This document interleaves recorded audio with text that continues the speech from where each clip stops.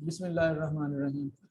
तो स्टूडेंट, इस दफ़ा हमारा एग्ज़ाम जो है प्रैक्टिकल का वो ऑनलाइन हो रहा है। तो ऑनलाइन एग्ज़ाम की ना कुछ कंडीशन है कि what you can ask, what type of a question it could be and what specific type of answers could be. Exam के अकॉर्डिंग जो है वो 50 मिनट्स का आपका एग्ज़ाम होगा, constituting of 4 question, 4 SEQs means short question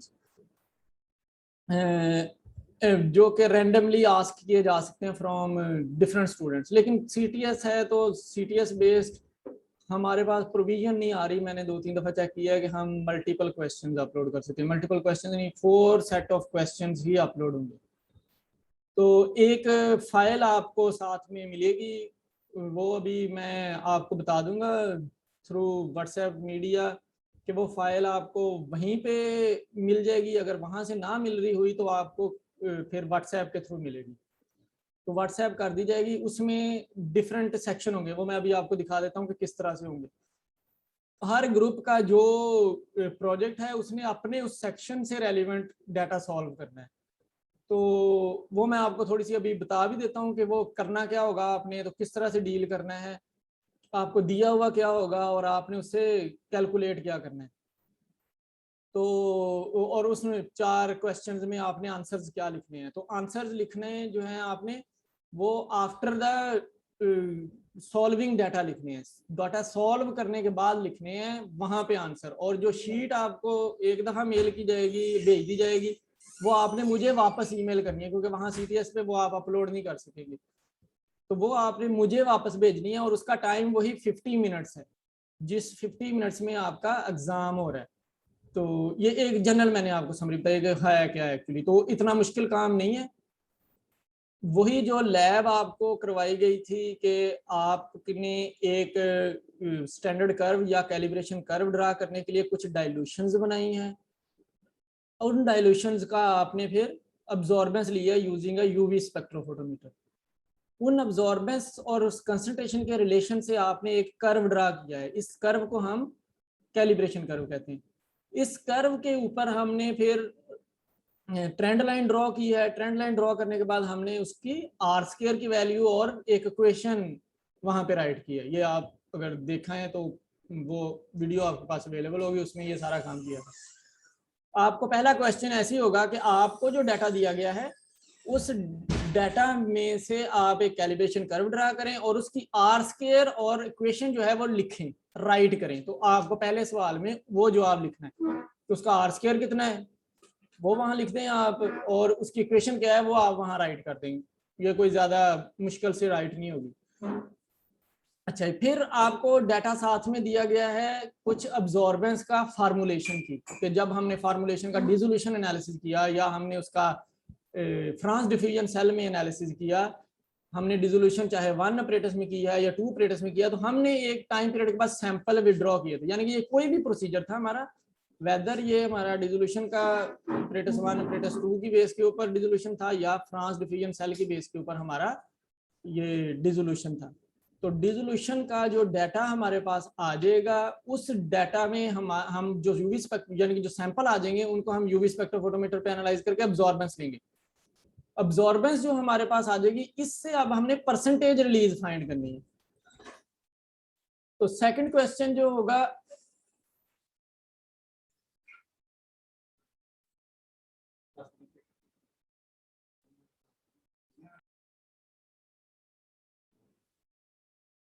अच्छा, तो उससे आपने परसेंटेज रिलीज फाइंड करनी है जो अब्जॉर्बेंस का डाटा दिया हुआ होगा। तो उसके लिए आपको अगर टैबलेट है फॉर एग्जांपल तो टैबलेट का वेट दिया होगा, पैच है तो आपको पैच का साइज दिया हुआ होगा, और अगर आपकी माइक्रोमल्शन है तो उसका वॉल्यूम दिया हुआ होगा। ऐसे कुछ आपको साथ में दी होगी। उससे आपने उसकी थ्योरेटिकल यील्ड फाइंड करनी है।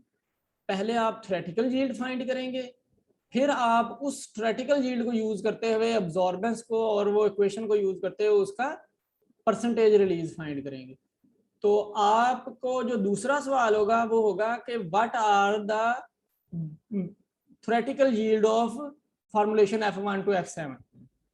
तो जो आप थ्योरेटिकल यील्ड कैलकुलेट कर लेंगे, आपने वो F1 F2 F3 F4 F5 F7 उनके वो लिख के ना नीचे, यानी कि 1 2 3 4 5 6 7 ऐसे लिख लें फॉर एग्जांपल, और उनके सामने आपने लिख देनी है उनकी थ्योरेटिकल यील्ड सीटीएस में।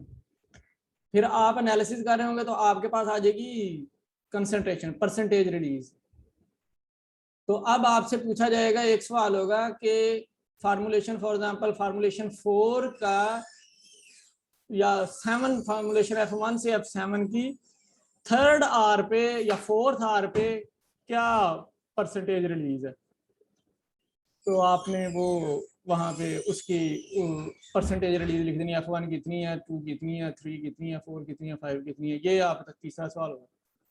अच्छा, फिर चौथा क्वेश्चन होगा, उसमें वो चौथा क्वेश्चन होगा कि फार्मूलेशन जो है, which formulation is following zero order and which one is following first order, which one is following Korsmeyer Peppas, which one is following Higuchi. ये सवाल होगा। तो आपने उन फार्मूलेशन का जब आप डीडी सॉल्वर लगा लेंगे तो उसमें फिर जो फॉलो कर रही होगी फार्मूलेशन जिस भी मॉडल को, वो आपको सिलेक्शन क्राइटेरिया बताया हुआ है कि किस तरह से आप देखते हैं कि वो फॉलो कर रही है कि नहीं कर रही। तो आपने वो वहां पे लिख देनी है। तो ये आपका सीटीएस का 4 सवाल पूरे हो गए। अब जो आपको फाइल दी गई है, वो फाइल आपने 50 मिनट्स के एंड होने पे आपने मुझे सेंड करनी है। उसी फाइल के ऊपर आपने डिस्कशन राइट करनी है कि डिस्कशन में यही लिखना है कि ये जो हमने फार्मूलेशन के ऊपर काइनेटिक एनालिसिस लगाया है, तो कौन सी फार्मूलेशन किसको फॉलो करती है और वो क्या रिप्रेजेंट करती है। फिर यानी कि उसमें से ड्रग रिलीज किस तरह की है, पॉलीमर को क्या हुआ जब जिस पॉलीमर के साथ हमने वो फार्मूलेशन बनाई हुई थी उसने क्या किया, यानी कि उसने ऐसी कौन सी प्रॉपर्टी दी कि वो इस बेसिस के ऊपर उसमें से ड्रग रिलीज हो रही है। और अगर कोर्समेयर के पास उसके ऊपर एप्लीकेबल है तो वो कौन सा mechanism of drug release show कर रही है। तो ये आपने उसमें डिस्कशन लिखनी है और वो लिख के आपने सेंड करनी है। तो ये ग्रुप एक्टिविटी है। एक ग्रुप को एक मिलेगी, यानी कि एक डाटा सेट मिलेगा एक ग्रुप को, उसने उस डाटा सेट के ऊपर काम करना है, ऐसे मॉर्निंग का और इवनिंग का। तो वो जो ग्रुप जिनकी फार्मूलेशन में डाटा होगा ना, वो पूरा ग्रुप मिलके एक काम कर सकता है, अलग अलग नहीं, वो पूरा एक मिलके काम कर सकता है और फिर अपने अपने पोर्टल पे उसकी एंट्री कर सकता है इंडिविजुअली। और ग्रुप का लीडर जो है वो फाइल जो है मुझे ईमेल कर सकता है, वो एक दफा मुझे फाइल ईमेल कर देगा। ये आपकी जो सारी एक्टिविटी है ये 10 नंबर की है, 10 मार्क्स की है, जो कि फाइनल एवेल्युएशन के 10 मार्क्स हैं। उसमें कैलकुलेट किए जाएंगे। इसी में शामिल किए जाएंगे आपके जो अटेंडेंस का डाटा होता है ना, अटेंडेंस का डाटा भी शामिल किया जाएगा। अच्छा, बाकी 10 नंबर रह जाएंगे जो कि हमारे प्री फाइनल या मिड की एवेल्युएशन कहलाती है। उसमें फिर आपने प्रोजेक्ट सबमिट करवाना है, प्रोजेक्ट की हार्ड कॉपी आपने सबमिट करवानी है। प्रोजेक्ट में आपको ये जो फाइल दी गई होगी जिसमें आपने डिसोल्यूशन एनालिसिस किया है, अगर आपके पास अपना डिसोल्यूशन एनालिसिस नहीं है तो इसमें जो जवाब आए हैं इसी से जो कर्व बनेंगे वो वाले कर्व आपने अपने प्रोजेक्ट में लगा लेने हैं और उसको फिर प्रोजेक्ट को कंप्लीट करना है, उसी की डिस्कशन लिखनी है। और एक आपने वो प्रोजेक्ट हार्ड बाइंडेड एक कॉपी सबमिट करवानी है मुझे। तो आप ज्यादा बनवाएं कॉपियां, 2 या 3 कॉपियां बनवाएं ताकि एक आपके पास भी हो कम से कम। वो आप उसका लेटर भी बनवाएंगे, वो मैंने आपको फॉर्मेट दिखाया हुआ था जैसे आपने यहाँ पढ़े भी देखेंगे। अप्रूवल का सर्टिफिकेट होता है, इस तरह एक्नॉलेजमेंट डेडिकेशन का वर्ड होता है और फिर एक के ऊपर डायरेक्टर के सिग्नेचर का भी पेज है। तो वो सिग्नेचर भी करवाने होंगे फिर उस दिन जिस दिन आप लेके आएंगे। एक फिर ये आपने हार्ड बाइंडेड कॉपी जमा करानी है एक, बाकी आपकी अपनी है जितनी मर्जी आप बनवाएं। फिर दूसरा पैकेजिंग मटेरियल है, तो आपने कम से कम 3 पैकेजिंग मटेरियल जरूर प्रिंट निकलवाने हैं। ये 3 रिक्वायर्ड है। ये आप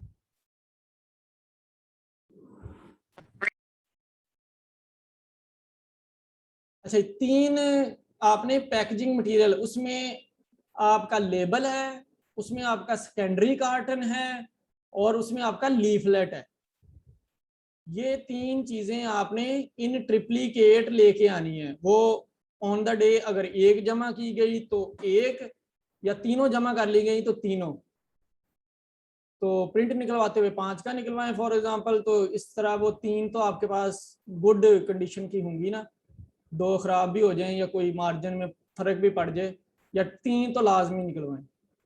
अच्छा, इसके अलावा मार्केटिंग ब्रोशर होगा, इसके भी 3 प्रिंट निकालने हैं, वो भी आपने एक्चुअली 2 मुझे जमा कराने हैं और एक फिर आपने तो अपनी कॉपी में भी रखना होगा, अपने पास भी रखना होगा, तो एक वो होना चाहिए, तो 3 होने चाहिए मार्केटिंग ब्रोशर के प्रिंट भी। इस तरह फिर एक आपका जो पोस्टर, पोस्टर तो हमने पहले ही प्रिंट कर लिया था, वो पोस्टर भी आपने साथ जमा करवाने हैं अलोंग विद स्टैंडी। अगर हमें कहीं स्टैंडी के साथ लगाना पड़ जाए तो इसलिए स्टैंडी लेनी है, वैसे कोई स्टैंडी की इतनी जरूरत नहीं है क्योंकि हम वॉल्स के ऊपर लगा देते हैं, जैसे पिछले साल के लगे हुए हैं तो ये भी वॉल्स के ऊपर ही लगाने हैं हमें। तो लेकिन स्टैंडी अगर जिसके पास अवेलेबल है वो दे दे, जिसके पास नहीं है वो इतनी हार्ड एंड फास्ट नहीं है कि उसने भी स्टैंडी लेके आनी है। परचेज कर ली थी तो वो किसी काम की नहीं आपकी, तो वो आप साथ दे दें। अच्छा, ये चीजें आपने सबमिट करवानी है, इसके साथ जो आपकी लैब में वैल्यूएशन हुई है उसके भी मार्क्स ऐड करने हैं, तो ये टोटल 10 मार्क्स बनेंगे।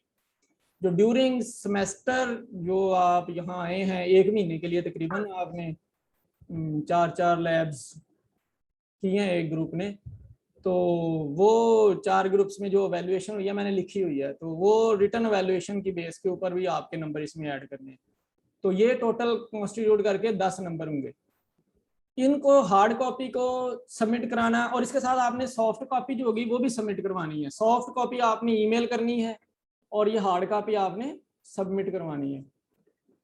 सॉफ्ट कॉपी दोनों की आपने यानी कि सब चीज़ों की भेजनी है, प्रोजेक्ट की, पोस्टर की, और मार्केटिंग ब्रोशर की, और पैकेजिंग की। इनकी सॉफ्ट जो आपने बनाई है वो भी भेजनी है, और जो आपका पूरा प्रोजेक्ट है उसकी भी भेजनी है। प्रोजेक्ट को आपने वर्ड फाइल को पीडीएफ में कन्वर्ट करना है, उसमें आपने मोनोग्राम भी लगाने हैं, मोनोग्राम कह रहा, मोनोग्राफ्स। मोनोग्राफ्स एक्चुअली फार्माकोपिया का वर्ड है, फार्माकोपियल डेफिनेशन है। मोनोग्राफ जो है वो एक प्रोडक्ट की डिटेल्ड इंफॉर्मेशन होती है, एक इंग्रेडिएंट की, एक प्रोडक्ट की, हर तरह की डिटेल्ड इंफॉर्मेशन होती है फिजिको केमिकल प्रॉपर्टीज की बेस के ऊपर, यानी कि उसकी फिजिकल प्रॉपर्टीज कैसी हैं और उसकी केमिकल प्रॉपर्टी कैसी है, यानी कि उसकी टेस्टिंग की जाए तो क्या क्या टेस्ट किया जा सकता है, किन किन बेसिस के ऊपर वो कोई भी प्रॉपर्टी को मॉडिफाई कर सकता है, ये सारा कुछ उसमें लिखा होता है, और टेस्टिंग के प्रोटोकॉल लिखे हुए होते हैं। ये मोनोग्राफ कहलाता है, तो फार्माकोपिया से मिल जाते हैं।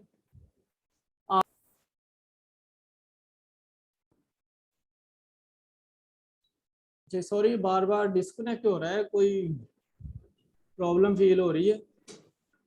तो अच्छा, तो आपने वो मोनोग्राफ आपने डाउनलोड कर लेने किसी फार्माकोपिया से, डाउनलोड, ये यूनाइटेड स्टेट फार्माकोपिया ऑनलाइन भी डाउनलोड हो जाता है इसका मोनोग्राफ।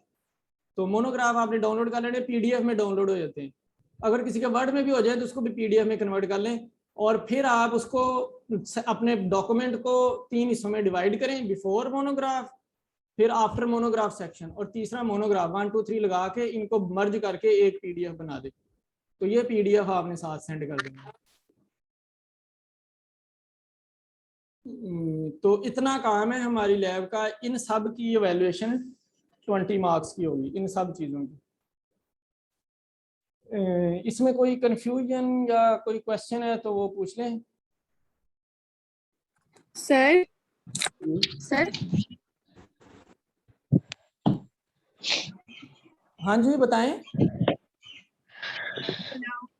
सर मैंने आपसे पूछना था, आप सिर्फ एक ड्रग का वेट देंगे या फिर सारी फॉर्मुलेशंस का देंगे? जैसे आपने जब प्रैक्टिकल में करवाया है ना, आपने F1 to F7 ऊपर ना वेट्स दिए मैं थ्योरेटिकल यील्ड निकालने के लिए, का 410 था, एक का 370 था, एक का कुछ था, एक का जी कुछ जी, था। इसी तरह तो आप से। सारे वेट देंगे या सिर्फ एक वेट देंगे? नहीं नहीं, सबका वेट दिया जाएगा आपको, एक का वेट नहीं सारे दिया वेट जाएगा, देंगे आप? सारे फार्मूलेशन इसी तरह से दी जाएंगी सर जैसे जैसे आपको आप प्रैक्टिस कराई गई है, प्रैक्टिस सेम के लिए एनालिसिस कोई होगा। डेटा नहीं दे सकते?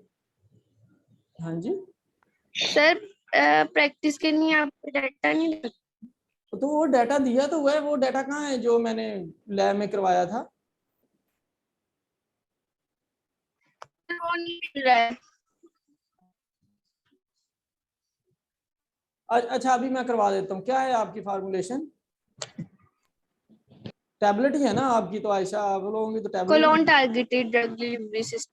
तो टैबलेट्स ही है ना। Yes sir. टैबलेट्स का तो काम करवाया था ना उस दिन, उनका तो कोई मसला नहीं। Yes sir. उन्होंने क्या, आपने फिर क्या उसको नई फाइल पे आप उसको चाहे देख लेते हैं, एक्सेल की फाइल मैंने वैसे दी थी, नहीं तो वहां से देख के डाटा लिख लें। सर मैं डाटा शेयर कर दें। अच्छा हाँ अच्छा जी सर। अब्दुल्ला, आप क्या ओके कह रहे सर। हैं? सर एक और क्वेश्चन।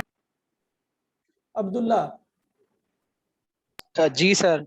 सर मैं ये पूछना चाह रहा था कि ये जो मोनोग्राफ ऐड करने हैं सर, इन्हें ऐड करने से भी प्लेजरिज्म तो शो होती है, तो नहीं ये पीडीएफ हम में ऐड करने हैं। हमने पहली बात ये है पीडीएफ में ऐड करने हैं, वर्ड में नहीं ऐड करने ना। तो प्लेजरिज्म वर्ड का सिर्फ चेक करो। तो वर्ड फाइल तो नहीं आपको सेंड करनी? वर्ड फाइल भी सेंड करनी है लेकिन उसमें मोनोग्राफ नहीं है। तो उसमें मोनोग्राफ की उसी तरह से जैसे स्पेस पहले छोड़ दी थी वैसे छोड़ के भेज दें आपको? हाँ जी बिल्कुल वैसे ही। वो छोड़ के भेज देंगे आप मोनोग्राफ की जगह। जो पीडीएफ होगा उसमें मोनोग्राफ होंगे। Okay sir. तो प्लेजरिज्म उसी का होगा ना जो सर आपकी वर्ड की फाइल है। तो सर हम प्लेजरिज्म जब चेक करेंगे टर्निटिन पे तो हम उसे मोनोग्राफ ऐड नहीं करेंगे, इसका मतलब है? हाँ जी उसमें नहीं मोनोग्राफ करेंगे। नहीं ऐड करेंगे, उसमें रेफरेंसेस भी ऐड नहीं करेंगे। जी वो रेफरेंस नहीं करने। और सर वो डाटा शेयर कर दें पैच के लिए, प्रैक्टिस के लिए। वो मैं अभी आपको करवा देता हूँ प्रैक्टिस के लिए। Excuse me sir. हाँ जी सर हमने नेक्स्ट पे मतलब अपनी डिसोल्यूशन स्टडीज ली हैं, आर्टिकल्स, तो सर वो हमारा प्लेजरिज्म में काउंट हो रहा है, तो उसका हम क्या करें? वो मैं कह रहा हूँ ना कि आपको जो डाटा दिया जाएगा एनालिसिस के लिए, लैब के परफॉर्मेंस के लिए, आपने वो यूज करना है। तो आपका अच्छा प्लेजरिज्म मतलब नहीं अभी आएगा। फाइनलाइज नहीं करना और वो आपको बाद में प्रैक्टिकल के बाद करके भेज दें, कोई इशू नहीं है। हाँ जी उसकी डेट है 7th ऑफ सितंबर। तो 6th ऑफ सितंबर तक आपका सारा कुछ ओके रेडी सर, होना थैंक यू। चाहिए, जो कि फिर लाजमी 7 को पहुंच जाना चाहिए। 7th ऑफ सितंबर 4 बजे के बाद कोई चीज एक्सेप्ट नहीं की जाएगी। फाइनल रिजल्ट बनाना है on that date. Okay sir. Sir कल आपको हमने कुछ भी सेंड नहीं करना फाइल के अलावा? नहीं जो जो फाइल एग्जाम आपने में एनालिसिस किया है ना उसके अलावा आपने कल कुछ नहीं सेंड करना। सर जो डिसोल्यूशन डाटा होगा, जो एक्सेल की फाइल होगी, वो वाली फाइल, और जो आपने दी होगी डिस्कशन के साथ, वो भेज देनी है आपको वापस। हाँ जी जो फाइल आपको एनालिसिस के लिए आएगी उस फाइल का एनालिसिस कर करके आपने सीटीएस का पेट भरना है, और वही फाइल जो है उसके ऊपर डिस्कशन लिख के आपने मुझे 50 मिनट्स के एंड तक भेजनी है ईमेल पे। और सर जो एक्सेल शीट होगी हमारी, एक्सेल शीट की बात कर। अच्छा सही हो गया, ठीक है सर। सर वो अगर ग्रुप की मोनोग्राफ को हम डायरेक्ट इमेज की फॉर्म में कॉपी पेस्ट कर दे हो पीडीएफ की फाइल से ही, तो ये भी ठीक है? नहीं पीडीएफ की फाइल है तो इमेज में आपने क्यों करना है उसको? सर वो मेरे से मर्ज नहीं हो रही थी, लेकिन मैंने पीडीएफ फार्माकोपिया से उसको पेस्ट कर दिया था उस पूरे पेज को।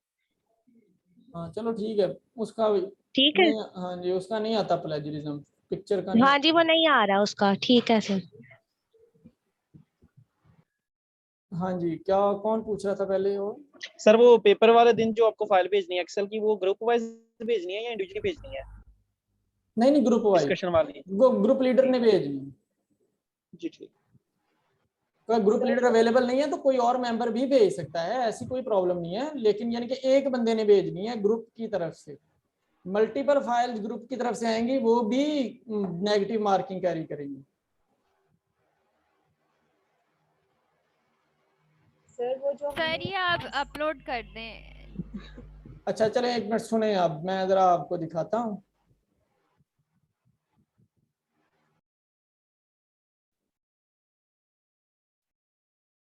अच्छा ये सामने आपको वैसा ही डाटा एक नजर आ रहा है जैसा कि मैंने आपको वहां पे लैब में करवाया था। तो इसमें ये जो एक एग्जांपल है ये ट्रांसडर्मल ड्रग डिलीवरी सिस्टम की टीडीडीएस की है। तो टीडीडीएस में हमने कहा था हमारे पास एक पैच है, पैच का कोई टोटल सरफेस एरिया है, वो हमने कोई उसमें उस सरफेस एरिया के अकॉर्डिंग हमने कोई ड्रग ऐड की है। तो जब हमने ड्रग ऐड की तो वो टोटल ड्रग डिजोल्व हुई है इन दैट सरफेस एरिया जो कि उस पेट्री डिश का है फॉर एग्जांपल। तो वो अगर फॉर एग्जांपल हमने कैलकुलेट किया है तो वो आया है 254 सेंटीमीटर स्क्वायर। एक पैच का टोटल का साइज जो आया है वो 254 सेंटीमीटर स्क्वायर आया है। इसमें हमने जो ड्रग डाली थी वो ड्रग है 200 मिलीग्राम। फिर अब हमने उसको फ्रांस डिफ्यूजन सेल में लगाया तो 10 ml नीचे वाला जो कंपार्टमेंट था उसके अंदर हमने 10 ml ऐड किया था, तो डिसोल्यूशन उस 10 ml के अकॉर्डिंग हो रही है। ऊपर हमने फार्मूलेशन ऐड की थी, उसमें हमने 1 ml भी ऐड किया, तो वो एक्सक्लूडिंग है, वो सिंक कंडीशन के लिए। बाकी ये सारी नीचे वाली जो सॉल्वेंट है उनमें ड्रग आएगी तो वो हम कैलकुलेट करेंगे। तो एक्चुअली 200 मिलीग्राम डाली हुई है और उसको 10 ml में डिसोल्यूशन की जा रही है, वो लिखा है आपके लिए 10 ml। और फिर हमने जो सैंपल लिया उसमें से आफ्टर अ टाइम पीरियड उस सैंपल को फर्दर 10 टाइम डाइल्यूट भी किया है। जस्ट फॉर एग्जांपल, ये मैं आपको एग्जांपल के लिए, तो 10 टाइम डाइल्यूट किया। तो ये आपको एक फार्मूलेशन का डाटा दिया गया है कि ये है, और फिर आपको एक टेबल दिया गया है जिसमें उसकी डिफरेंट टाइम पीरियड पे अब्जॉर्बेंस की वैल्यूज हैं। तो ये अब्जॉर्बेंस हमने उसको स्पेक्ट्रोफोटोमीटर पे एनालाइज किया तो ये अब्जॉर्बेंस आई। इसके अलावा आपको दिया गया है एक कंसंट्रेशन टू अब्जॉर्बेंस का डाटा, जिसको आपने, जो मैं पहला सवाल कह रहा था आपसे, पहला क्वेश्चन ये है कि आपने उसका इंसर्ट करना है स्टैंडर्ड कर्व। तो ये इस तरह से स्टैंडर्ड कर्व ये लेबल होना चाहिए। जब आपने मुझे फाइल भेजनी है उसमें ये इसके जो एक्सिस हैं वो लेबल होने चाहिए। इसके ऊपर आप ड्रा करेंगे ट्रेंड लाइन, तो जो ट्रेंड लाइन है उसमें आप सिलेक्ट करेंगे इक्वेशन और आर स्क्वायर। तो ये जो इक्वेशन और आर स्क्वायर आ जाएगी ये आपने वहां लिखनी है क्वेश्चन के आंसर में। अच्छा, दूसरा आपको दिया होगा हर एक फार्मूलेशन का, फॉर एग्जाम्पल अब ये पैच की बात हो रही थी, तो एक फार्मूलेशन में आपने पैच का हिस्सा काटा है, तो जब आपने काटा है पैच का हिस्सा तो वो सेंटीमीटर स्क्वायर में वेरी करके दिया, यानी कि एक फार्मूलेशन कटी है आपकी 2.5 सेंटीमीटर स्क्वायर की, एक यानी कि जितनी आपकी पैच की कटी है उसमें ड्रग इतनी आई है। यानी कि आपने कहा था ना कि 254 में मैंने 200 mg डाली है, तो जब ये उसका मैंने जितना हिस्सा काटा तो उसमें कितनी मिलीग्राम पर सेंटीमीटर स्क्वायर कितनी मिलीग्राम आ रही है, वो मैंने यहाँ पे आपको फॉर एग्जांपल दे दी कि पर सेंटीमीटर स्क्वायर आपकी ड्रग कितनी डिस्ट्रीब्यूट हुई है उसमें। अगर 254, जैसे आपने हमें टेबलेट का वेट दिया था सर, जो प्रैक्टिस में आपने करवाई थी। हाँ जी, बिल्कुल बिल्कुल, जैसे टेबलेट का वेट दिया था ऐसे ये TDDS वाले हैं, तो इनको ड्रग दी है पर सेंटीमीटर स्क्वायर कि अब 1 सेंटीमीटर स्क्वायर में कितनी ड्रग है उसमें। तो क्योंकि पैच हम 1 सेंटीमीटर स्क्वायर का फॉर एग्जांपल काट लिया है तो वो 1 सेंटीमीटर स्क्वायर में इतनी ड्रग है। वैसे तो हम 1 सेंटीमीटर स्क्वायर का पैच नहीं काटते, पैच 1 सेंटीमीटर स्क्वायर तो बहुत छोटा होता है, पैच तो बड़ा काटते हैं। तो आपको एनालिसिस के लिए 1 सेंटीमीटर स्क्वायर दिया गया, तो ये ड्रग दी गई है। इससे आपने थ्योरेटिकल यील्ड कैलकुलेट करनी है। वो थ्योरेटिकल यील्ड कैलकुलेट करने के लिए हमने किया था कि सबसे पहले हमने जिसकी कैलकुलेट करनी है वो लिख लिया है, उसको हमने डिवाइड किया है।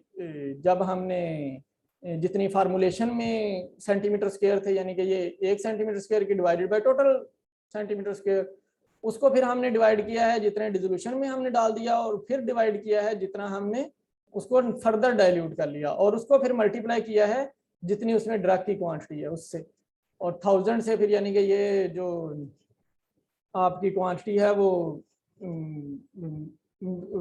चेंज हो जाएगी ना उससे, इस डाटा में जिस डाटा में आपने स्टैंडर्ड कर्व बनाई, यानी कि माइक्रोग्राम बनाई थी 2, 4, 6, 8, 10, और ये हमने मिलीग्राम में लिखी हुई है, तो 1000 से हम मल्टीप्लाई करेंगे तो वो आपको मिलीग्राम से माइक्रोग्राम में दे देगा। तो हम इससे कंपेयर कर सकते हैं, क्योंकि यूनिट सेम हो गया तो हम इस कर्व से कंपेयर कर सकते हैं।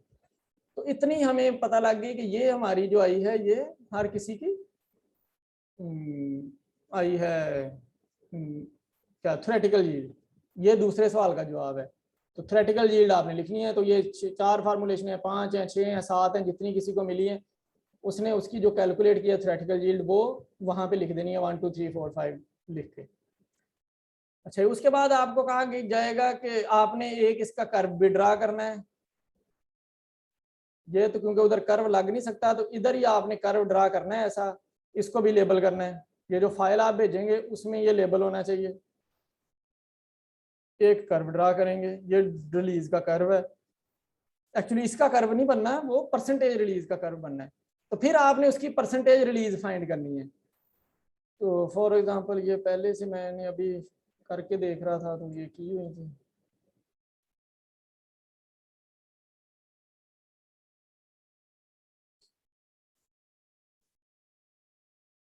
अच्छा जी, तो वो हमने एक फार्मूला लगाना है जो कि आपका फार्मूला इक्वेशन से है। तो वो हमारी इक्वेशन थी y is equal to mx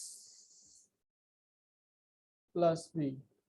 तो अगर हमने x फाइंड करना था इसमें से, तो x is equal to bracket हम लगाते हैं, उसमें हम कहते हैं लिखेंगे y minus B, bracket close करेंगे और उसको मल्टीप्लाई करेंगे विद, और उसको डिवाइड करेंगे विद m। तो ये फार्मूला है। इससे कंसंट्रेशन, क्योंकि ये कंसंट्रेशन तो अब्जॉर्बेंस का था, तो कंसंट्रेशन निकल आएगी फ्रॉम अब्जॉर्बेंस, जो कि ये अब्जॉर्बेंस है, इससे कंसंट्रेशन निकल आएगी। अच्छा, उसके बाद हमने जब ये कंसंट्रेशन निकल आई है तो इसी फार्मूले से कंसंट्रेशन से हमने अब निकालना है उसको परसेंटेज भी। तो परसेंटेज उस वक्त निकलेगी जब हम इस कंसंट्रेशन को डिवाइड करेंगे with theoretical concentration, theoretical yield, और फिर हम उसको मल्टीप्लाई करेंगे 100 से। तो x को हमने एक्चुअली डिवाइड करना है विद थ्योरेटिकल यील्ड, और फिर हमने इसको मल्टीप्लाई करना है 100 से। तो ये एक, तो इन दोनों को इकट्ठा मिलके लिख लिया हमने फार्मूला। तो जैसे कि ये लिख लिया है, तो इस फार्मूले में ये था कि हमने जो हमारी y माइनस बी लिखना था, तो y जो है अब्जॉर्बेंस की वैल्यू है, माइनस b जो है हमने कहीं लिख लिया निकाल के उससे, तो ये b की वैल्यू लिखी हुई है।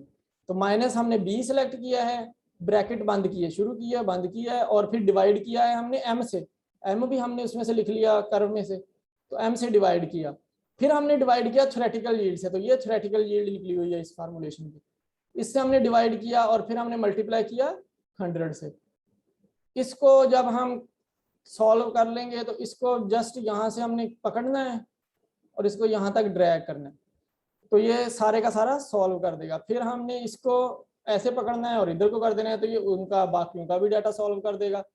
अगर आपने रो और कॉलम को स्टैटिक करने की प्रॉपर ट्रेनिंग की है, प्रॉपर आपने इसको देखा है कि किसको कैसे स्टैटिक करना है। जस्ट फॉर एग्जांपल C15 को मैंने बिल्कुल कुछ नहीं किया हुआ, कुछ भी स्टैटिक नहीं है इसमें से। F2 जो है वो सारे का सारा स्टैटिक है हमेशा। E2 जो है वो सारे का सारा स्टैटिक है हमेशा, जिसमें भी एनालिसिस होगा। C12 जो है इसमें से C नहीं है स्टैटिक, 12 हमेशा स्टैटिक है। 12 रो है ना, तो रो हमेशा स्टैटिक है, लेकिन C जो है कॉलम है वो स्टैटिक नहीं है, वो D हो जाएगा। फॉर एग्जाम्पल इधर को जाएंगे आप, इधर को जाएंगे तो F हो जाएगा, फिर यानी कि राइट जा रहे हैं तो अगला अगला आता जाएगा, नीचे जा रहे हैं तो नीचे रो नहीं चेंज हो रही, 12 की 12 ही रहेगी, नीचे वाला नहीं जाएगा, 12 वहीं की वहीं रहेगी। तो सी में अगर आप चल रहे हैं तो सी 12 ही रहेगा वहां पे, अगर आप डी में चल रहे हैं तो डी 12 ही रहेगा, डी 12 ही रहेगा। अच्छा, इस तरह आपने जब ये एक निकाल ली फॉर एग्जाम्पल,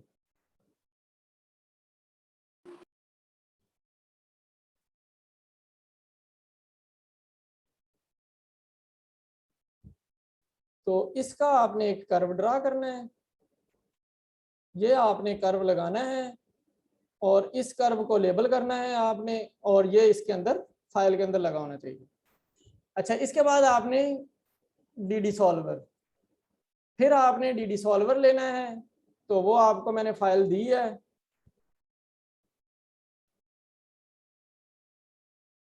मैं अभी चलाता हूँ इसको।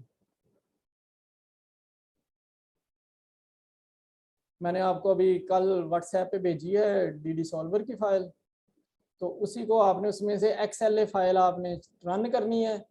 आपने इनेबल मैक्रोज पे क्लिक करना है, तो वो थोड़ी देर में ना इसके ऊपर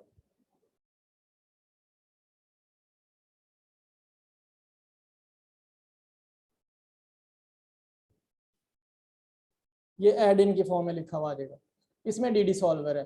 तो यहाँ पे आपने डिसोल्यूशन डाटा मॉडलिंग में जाना है और फिर आपने जीरो ऑर्डर से शुरू करना है और यहाँ पे आपने टाइम का डाटा देना है। टाइम ये है, ये डाटा हमारा टाइम का है, ये डाटा हमारा फार्मूलेशन का है, ये फार्मूलेशन का सिलेक्ट करना है। इसमें टाइम हमें ऑर्स में है क्योंकि टाइम हमारा ऑर्स में है, ये आप ऊपर से देखें तो पता लग जाएगा। तो इसको हमने रन करना है।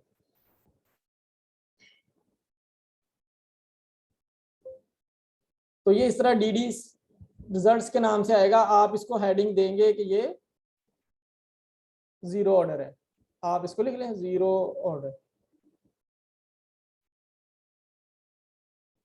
तो आपको याद रहेगा। इसी तरह से आपने उस डाटा को फर्स्ट ऑर्डर यहीं से आपने इसका फर्स्ट ऑर्डर क्लिक करके, हगुची क्लिक करके, कोर्स मेरे पास क्लिक करके, ये 4 मॉडल लगाने हैं आपने। और उनका फिर क्या फाइंड करना है आपने उसमें से ये एक के की वैल्यू लिखनी है टेबल में, एक आपने आर स्क्वायर की वैल्यू लिखनी है। तो फॉर एग्जांपल ये के की वैल्यू है 5 फार्मूलेशंस की और ये जो है ये आर स्क्वायर की वैल्यू है।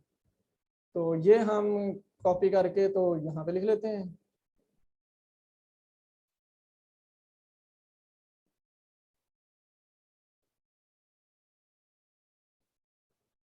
इसको ऐसे ट्रांसपोज कर दो तो ये के जीरो और उसका के और ये आर स्क्वायर एडजस्टेड, ये जीरो ऑर्डर है। इसको आप यहाँ से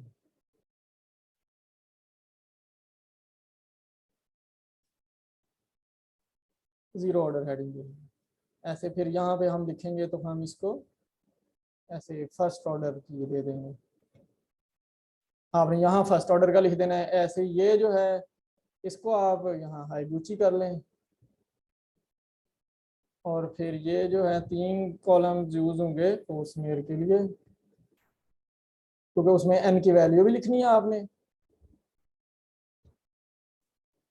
तो उसमें एक के की वैल्यू होगी, एक आर स्क्वायर की वैल्यू होगी और एक एन की वैल्यू होगी। अच्छा, ये आपने आर स्क्वायर लिख लिया। दूसरा जो काम है आर स्क्वायर की बेस के ऊपर आपने फॉर्मूलेशन सेलेक्ट करनी है और दूसरा 2 ये भी हैं AIC और MSC।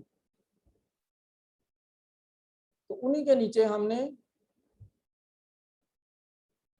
AIC और MSC भी उसके लिख लिए हैं। जब भी फार्मूलेशन सेलेक्ट करनी है तो R square which is near to 1, वो 1 नियर का मतलब है 0.97 और more than value greater than 0.97।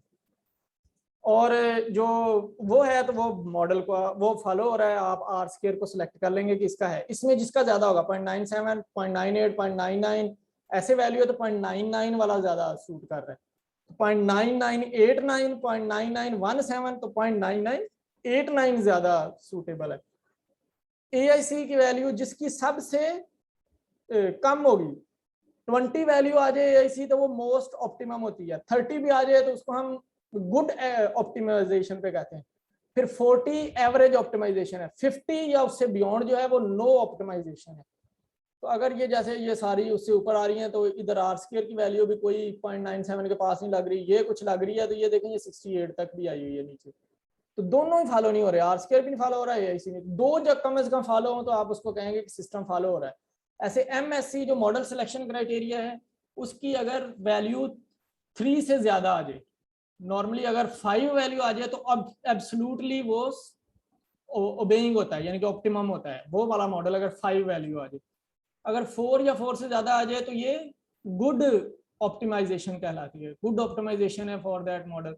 3 से ऊपर आ जाए तो at least some bit of following consider किया जाता है। तो यहाँ तो 3 भी नहीं आई किसी की, तो इट मीन्स ये कोई भी जीरो ऑर्डर को ये कोई फार्मूलेशन फॉलो नहीं कर रही। तो अंडरस्टैंडेबल है ये। इस तरह से आप फर्स्ट ऑर्डर का भी, हगुची का भी और कोर्स मेरे पास का भी करेंगे और इन बेसिस के ऊपर आप डिस्कशन लिखेंगे। तो ये टेबल यहाँ बना हुआ होना चाहिए इसके ऊपर और नीचे इसके आप किसी भी सेल पे क्लिक करके तो उस पे आप डिस्कशन लिख देंगे